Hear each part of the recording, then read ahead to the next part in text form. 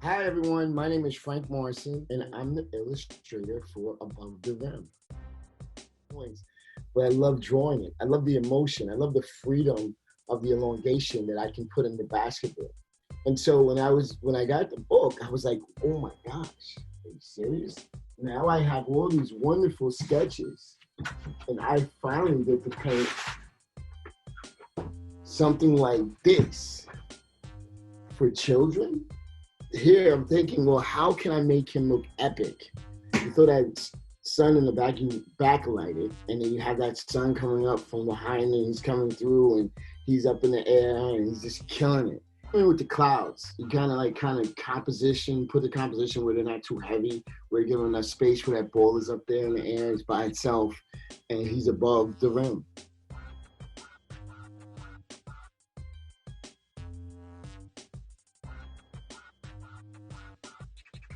I do a lot of books on civil rights, and what I didn't realize is the struggle that everyone went through and how they prepared, the struggle and even preparing to go to the South. Like this page kind of capture it.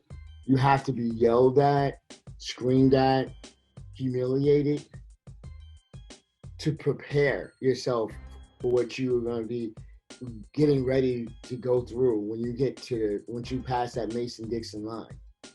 So this page is capturing the guys yelling at them, and they would blow smoke in their faces and throw things at them and sit them down, and they just have to sit there and take it, and to sit there and take it, and prepare. When I painted this page, I wanted to show that struggle. I wanted to show that struggle, and I wanted to sit on him with the basketball, and then we have the Confederate flag, of course. But the only thing that's in color in this book, on this page, if you can see it, is knowledge. That instead of the flag being red and blue and white, I made the book red, like it's fire. That's the key, information, knowledge. And that's why I want to make sure, that's what this thing is about. We want to make sure we can be educated. It was a beautiful marriage. I was able to show you have sports and then you have this history where you can understand why the NBA is now open to everyone, what it took for them to open up the doors so they could stop the segregation that was going on, how they stood up for the players. So it's just it's nice to be able to show those parts, and then doing the research on finding them is kind of like heart wrenching because I have to watch kids being sprayed, and I'm like trying to have kids flying. You have to see kids being egged and yelled at countertops, and I'm used to seeing kids running around free, and now I have to look back and see all those images, and it's kind of heart wrenching. It's kind of tough for me to do that because I like to see kids in a positive light. But I know this was necessary, and I hope when other children see pages like this, they realize how important they are because they went all through all this for them.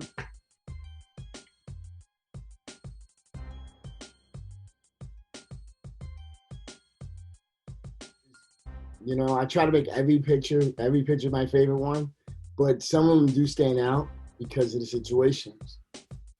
This is my favorite image. But the reason why I like this image is because it gave me a chance to incorporate some of my fine art in my illustration together.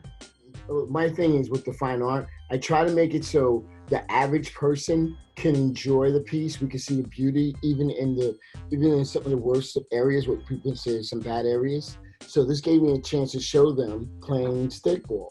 And then we have the catcher, and I love that I threw this little hat on him, which is very cool. It's like a navigator hat. And then we have that baseball. I don't know if you can see it, but the baseball is coming. He's about to get it in, and his one shirt is tucked in. We got the stripe, the plaid. We got his shoes. He's killing the little Buster, look like Buster Brown shoes. We got the crack on the sidewalk. When I get in this type of rhythm, and this is like the first page, I know that the rest of the book is gonna be kick butt. I love this page too, believe it or not. Not because the subject matter, just because I was able to capture that shadow right there. And that expression that he had, that disgust.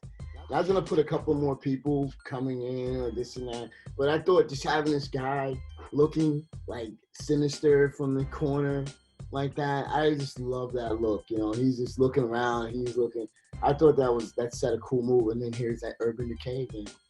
The stuff that I throw in here. When you look at this page, you won't find a couple of things in the text. And I like throwing in to show atmosphere. There's nothing to say about the sports pages.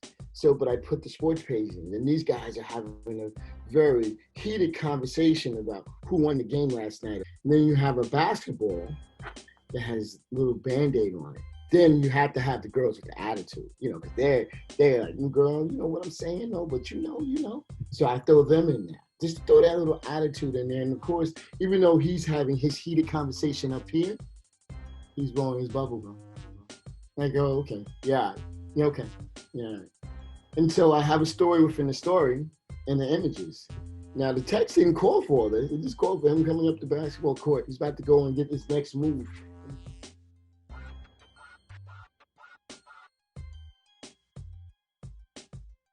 When I'm doing books, historical books, I have to have all the recent research and images as possible. So what I do with Elgin is I Googled him and I pulled up all the images and make a file, and I print them out and I have those on the easel. His profile, his face, his hair changed over the years, and then and so what I want to do is I have those images. Then I have to make sure the uniforms match because he played on one team in the beginning, and he's at the Lakers at the end. So you want to make sure that you have all the uniforms because they changed colors and names actually. So you want to make sure you have. I made sure I had all that stuff, and even with the when he won the award, I had to have an image of that trophy. So I had that for photo references. And believe it or not, I was Googling his games, seeing some of his moves and his postures and that kind of stuff. So I do a whole file that's ridiculous. That's on my computer where it's just this maybe like 400 images in that one folder. And that way I can go back and forth for my references if I need to know what things look like and go from there. This page. Now, believe it or not, this is the easy page. And that's why it's so challenging for me. There is no real movement in it. There's no real movement. It's not like, even this page has a great composition. It has this V that goes into it. You know, it's actually like a diamond. If you look at the composition, you have like a diamond going on. These guys are inside of the diamond. If you want to trip me up on anything, give me a page where people are just standing. I gotta have some kind of movement. Gotta be some kind of flair. Something goes on with this. So what I did is I kind of arched his back a little over here to give me some kind of like movement. I leaned him forward and hands sticking out. But these pages right here are so boring to me that it just drives me crazy to paint them. And there's nothing I can do to get around them. So it's like you have to have a deadline. He's handing him a key. And this is where he's showing where they're actually treating him with pride and dignity and giving him a key after they protested about them being excluded from being able to stay at hotels. So I had to show that. And this was the best way I could do it. My composition is this way, where he's standing above them. And this, so it gave me some kind of pleasure because I was at least filling a composition out. But the hardest pages for me are pages where people are just standing still because I'm used to so much movement. I don't know if anyone knew that, but now you know.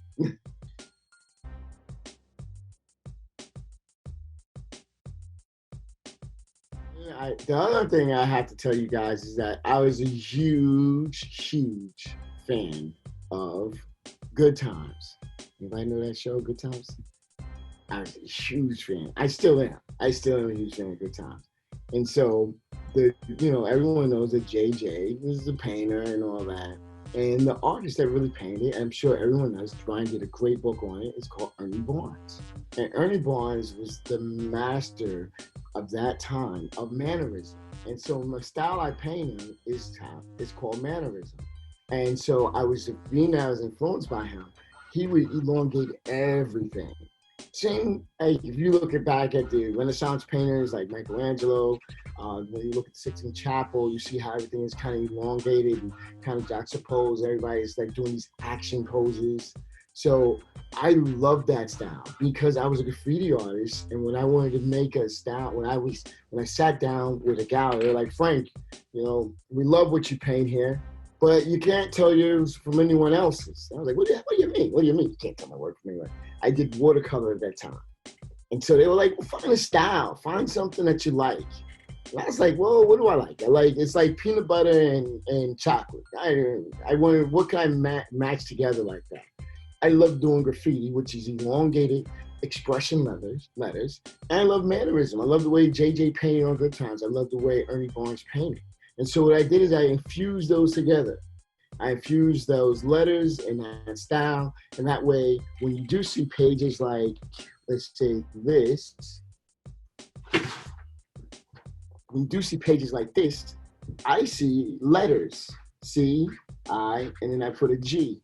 And that's what I kind of put my letters like. I try to make letters, my characters look like my letters because they're all elongated. And so I want to give a shout out to Ernie Barnes, and I want to give a shout out to any artist that I looked at over the years, especially Al Hirschfield as well, and how we elongated. I like to be included in history as one of those elongated, manneristic guys.